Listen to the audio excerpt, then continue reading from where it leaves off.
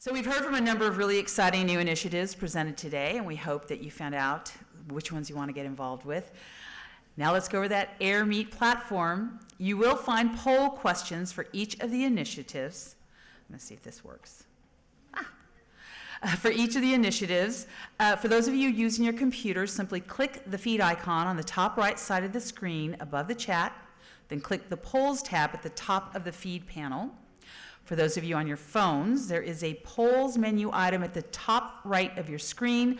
These are your opportunities to sign up, to collaborate, join, and or support the initiatives that you are interested in. Please be sure to have a look. Please let the AirMeet at the back of the room know if you have any questions. We also have hard copies of the call to action response at the back of the room on the AirMeet support table if you're having difficulty responding through AirMeet. I would now like to invite Laura back to the stage. Oh, here I am. Look at that.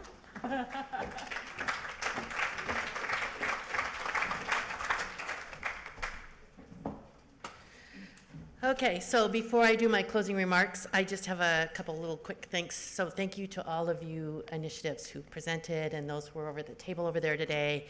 It's really exciting stuff that's going to happen in our state, which is really lovely.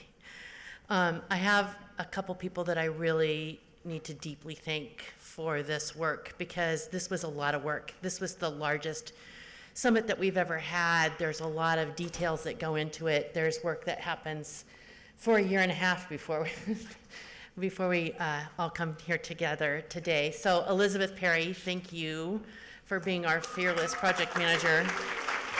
If anybody ever needs help herding cats and keeping people on track and running efficient meetings, Elizabeth is your gal. It's just amazing. Cara Tao. Cara, are you still here? Cara's from the Behavioral Health Institute. Just, again, thank you so much. Andy Uemoto. Is Andy still here? Oh, Andy. Andy out there in the lobby. Thank you. Cheryl Schwartz. I saw Cheryl not that long ago. Cheryl also helped with the food, and that was a feat in itself. And Topher Jerome over there in the corner at the AirMeet. Thank you, Topher. And I would be remiss if I didn't say thank you to Bert, my sister in my soul. Okay, so I'm just going to say to you, the mothers, the dads, the brothers and sisters in this room, I'm going to talk about Chad. And if it's triggering for you, please feel free to leave. So normally at the end of this, when I do the call to action, I have a beautiful picture of my son. And I share it with you. I've done that the last couple of years. And this is another picture of my son that he drew.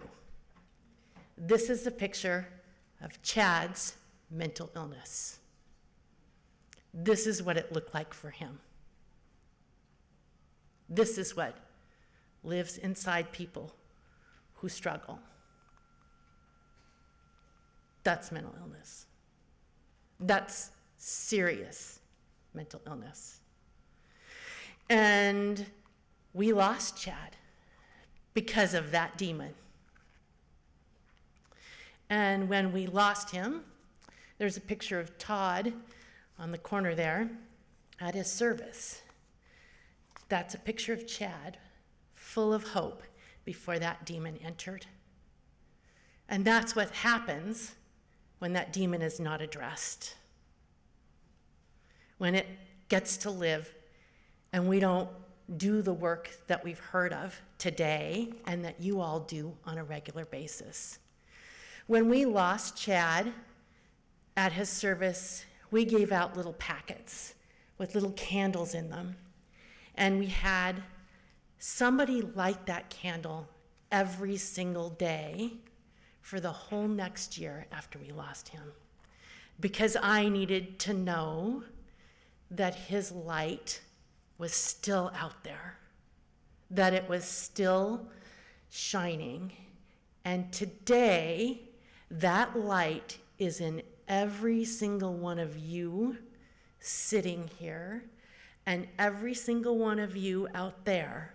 That light is shining. I told you this morning, we invite you here. We're excited to have you join us. We do this for free for the people who attend, other than, our sponsors. Thank you so much. But we do that because we're going to ask you to do something. We're going to ask you to take action.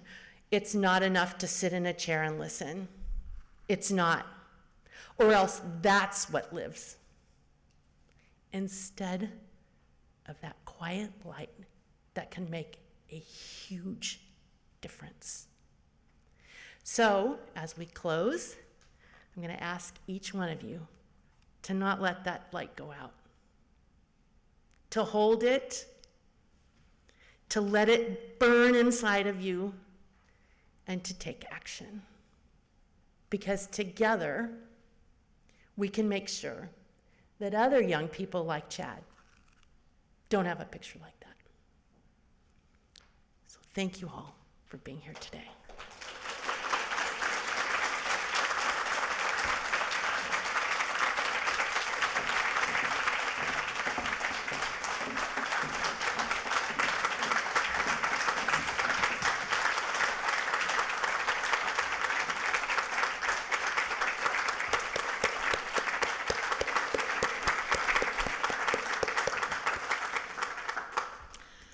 Thank you, Laura and Todd. It's a privilege to be in this room with you, and it's a privilege to see what is happening so many years later, and I do feel Chad inside me and in this room. Thank you. We have a lot of sayings in my 12-step meeting, one day at a time being one of them, but the other one is, you are what you do, not what you say. And I'm really grateful to be in a room full of doers. I needed you. I need this right now. It's been very low for me. I'll be happy to say I am on an antidepressant. It's been low. And to be able to be in a room to see where the action is going to be taken, that I have doers, that people are actually know what's going on, willing to look at it. It's so easy to pretend it's not happening or it's not my problem.